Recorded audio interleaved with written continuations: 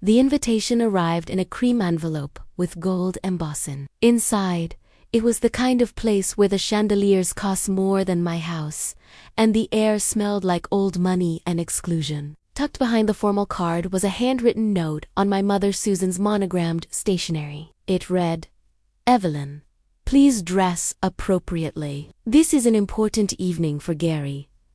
Black tie means black tie, not the drab business casual you usually wear. If you cannot manage proper attire, it might be better to skip it.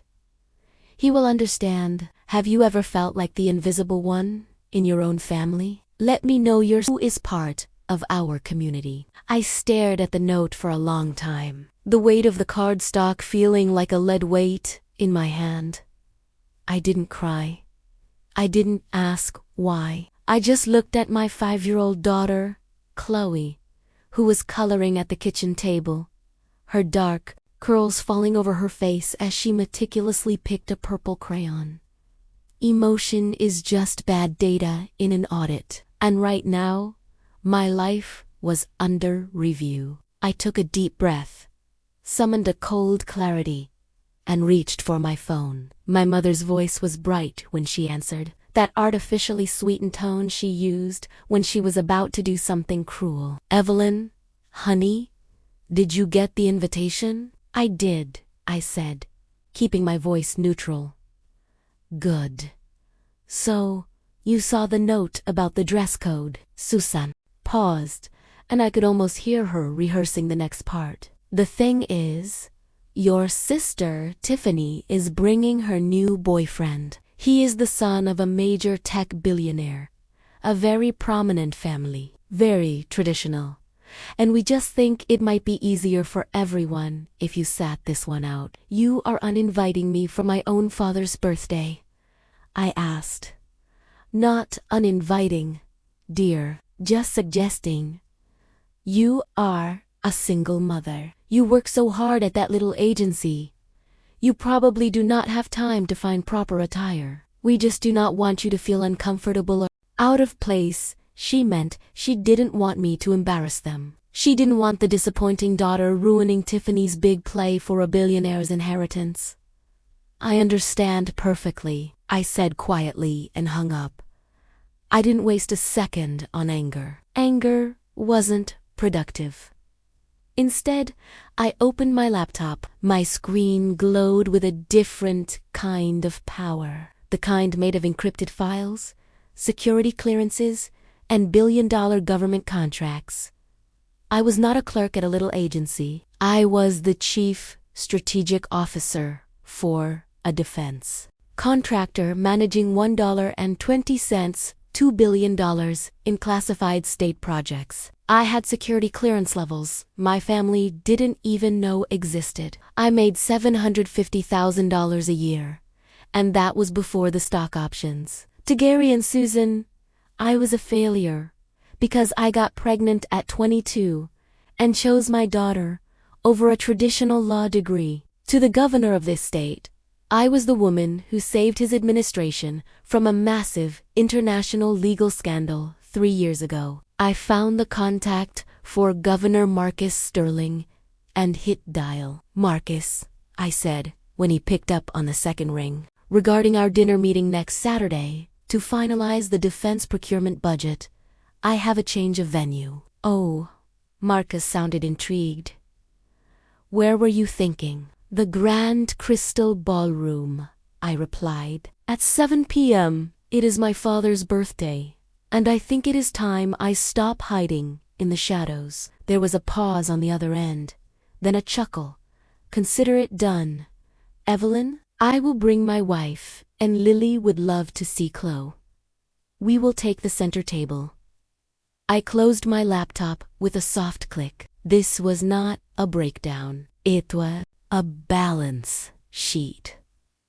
And my family's account was officially overdrawn. I had spent years being the silent investor in their version of family, footing the bill for their pride, while they treated me like a spare part. That ended tonight. I looked at Chloe and smiled. "Pack your bags, sweetie.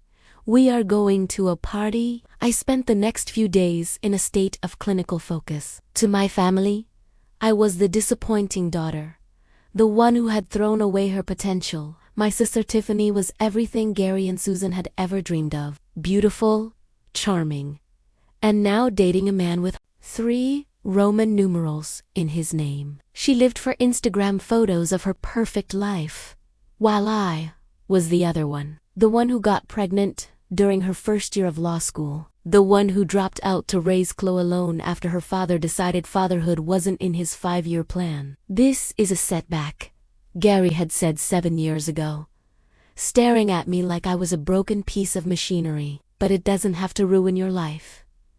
There are options. I told him I was keeping her.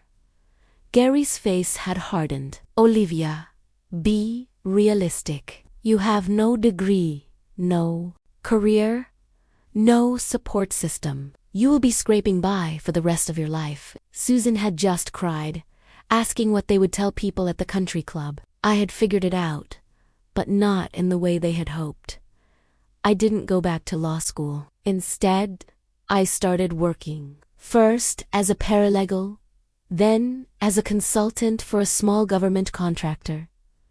The work was intense. The hours were brutal.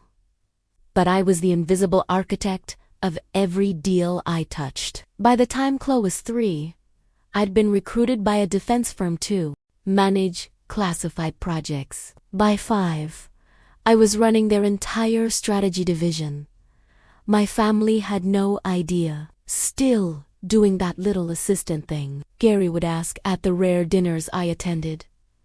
I'd just nod, something like that. Susan would sigh and tell me it wasn't too late to make something of myself. Tiffany would smile sympathetically and offer me her hand-bound designer bags for interviews. I never corrected them.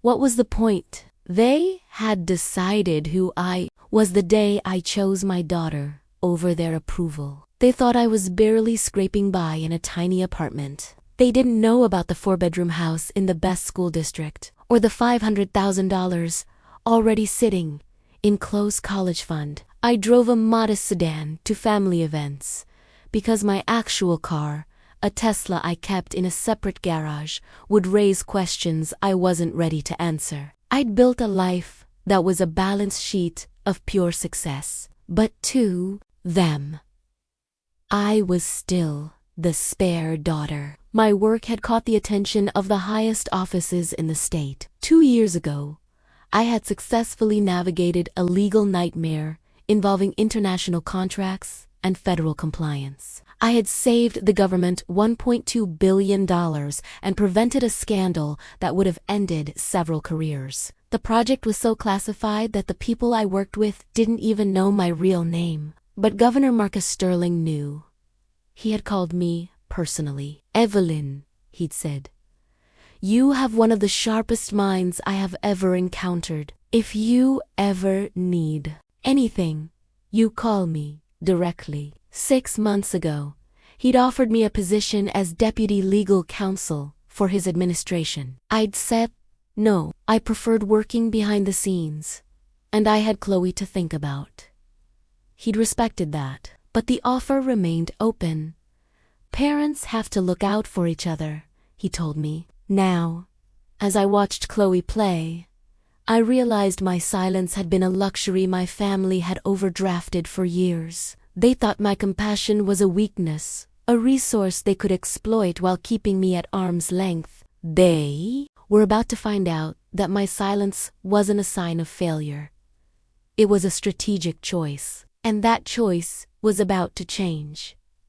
The day of the party arrived like a clinical operation. I didn't go to a mall. I called a private stylist who brought a selection of floor-length gowns to my home. I chose a black silk piece that was architectural in its simplicity. No sequins, no lace, just pure expensive authority. I paired it with a single diamond pendant and styled my hair into soft, controlled waves.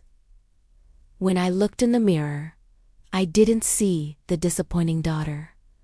I saw a woman who moved markets. Tiffany, messaged me that afternoon. It was a photo of her in a $20,000 designer gown, her hair teased into a frantic cloud of perfection. "Thinking of you, sis," she wrote. "Stay cozy in your sweats tonight. Don't worry. I'll tell everyone you were too busy with work to make it. It's for the best. You wouldn't want to be the only one there without a label." I didn't reply. I just checked the time. 6:45 p.m. I drove to the Grand Crystal Ballroom in my Tesla, the silence of the electric motor matching the quietness of my mind. As I pulled up to the valet, the staff moved with a practiced urgency.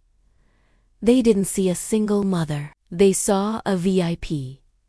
I met Marcus and his wife Caroline in the lobby. "Evelyn, you look spectacular," Caroline said, hugging me. "Lily has been talking about seeing Chloe all day." "The governor is ready," Marcus added, his eyes sharp and professional.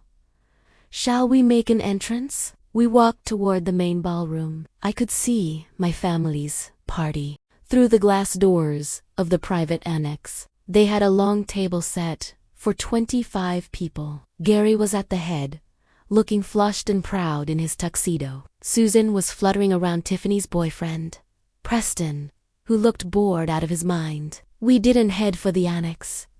We headed for Table 1, the circular booth right in the center of the main floor, positioned so that anyone walking to the private rooms had to pass directly by us. It was the table reserved for the most powerful people in the building. As we sat down, I saw Tiffany out of the corner of my eye. She was standing by the bar in the annex holding a cocktail. She looked over, her expression shifting from confusion to recognition to absolute shock. She nudged Susan, who turned and nearly dropped her glass. They didn't understand. They couldn't. In their world, I was a spare part. But as the governor of the state pulled out my chair and sat down to discuss the future of the region's defense infrastructure, the power dynamic in that room shifted so violently, I could almost hear the glass shattering. This was the feminist empowerment arc they never saw coming.